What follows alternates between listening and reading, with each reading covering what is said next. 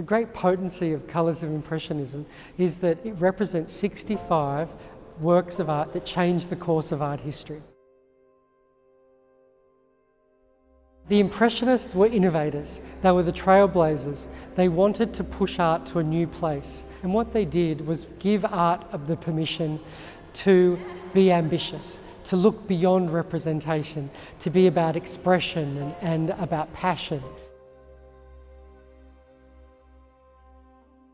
Colours of Impressionism gives you a history lesson in the evolution of Impressionism through colour. So as you walk through the exhibition, each room is about a particular colour. So you start with black, then white, then green and blue, roses and violets. And so through colour, you learn about how Impressionism evolved and what each individual artist did to advance their art making.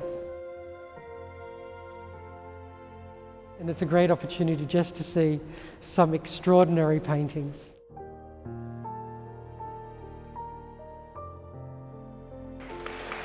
Good morning, everyone. Impressionism and the Musée d'Orsay. Those two words are synonymous with excellence, with the high point of collecting. Colour, such an amazing concept, simple but complex. And it's the genius of the co-curators Paul Perrin and Marine Kessel. And this exhibition charts new territory in how the Impressionists use colour to execute a revolution. To tell you more about that, it's my great pleasure to introduce Paul Perrin, the curator of paintings at the Musée d'Orsay and the exhibition co-curator. Thank you very much, Paul. With my colleague Marine Kessel, we wanted to find at the same time simple and new way to look at Impressionist art. And so we were wondering if we maybe can go back to a very simple idea. It's just not iconography, not the context, not the biography of the artist, but just how the paintings are made. And they are made of colors. And so which color are they using, which colors are just choosing at different moments of their lives.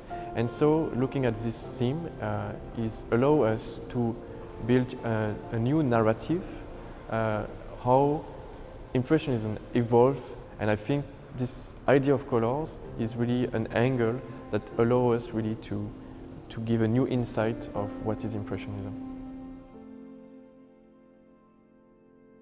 What is interesting is our museum is in a former train station, and this train station was opened in 1900, the same year that this building was opened here in Adelaide. So it's interesting, we have two museums opened the same year, but they are really different. Here it was supposed to be an art gallery, so you have a very high ceiling with natural light, beautiful architectural ornament and display, whereas our is a train station that had been transformed into a museum. These paintings were made at the time that probably the artist wanted their painting exhibited in a space like this and not in a train station. So I think it's really beautiful to see this painting here. They look really great. They have also lots of space, and so here we can really appreciate one painting at a time. Also the choice that has been made to put the wall grey is also a very interesting idea. It's very elegant, I think, and at the same time it really put the attention on the colors.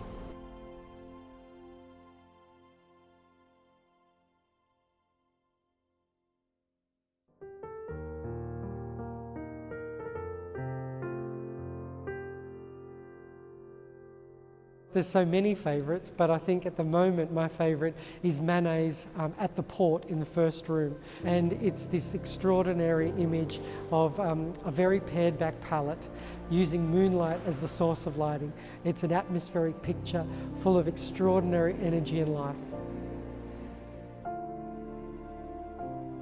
It's really difficult to choose one painting in this selection because I love all of them. The Magpie is a painting I like really much. It's a painting that I saw when I was really young.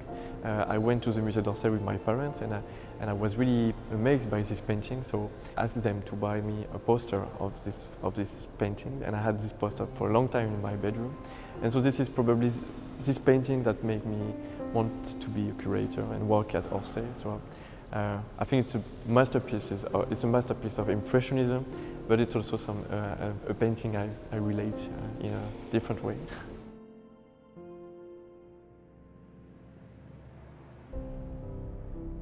There are very few Impressionist pictures in Australian collections, so this is a great opportunity for Australian audiences to see the breadth and the depth of Impressionism. Many of the works are usually on the walls of the Musée d'Orsay. If you don't get a chance to see them in Adelaide, you'll have to travel to Paris.